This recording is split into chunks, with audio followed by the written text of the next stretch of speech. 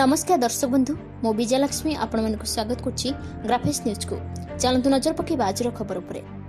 केंद्र और राज्य सरकार द्वारा पीपीपी मोड रे परिचालित आरोग्य जनसेवा केंद्र आज जिला सदर महकुमा रे उद्घाटित हो जाइछि।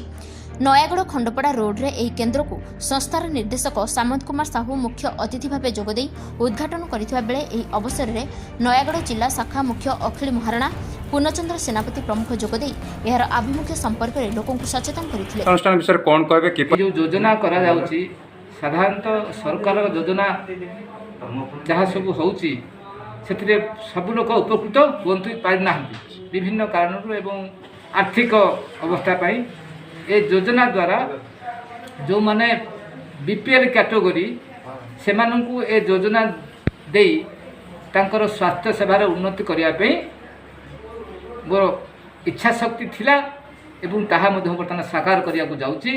यह द्वारा मु आनंद किछि पाई पारि। एहा द्वारा किभଳି जनसाधारण बीपीएल तथा राशन कार्डधारी और वरिष्ठ नागरिक माने उपकार लाभ करिवे से नै आलोचना होई जाइछि। एही कार्यक्रम रे शहरर बहु वरिष्ठ नागरिक और सांबादिक जोग दैथिले। एही आरोग्य जनसेवा केंद्रटी राज्य रे प्रथम बोली जणा पड़िछि।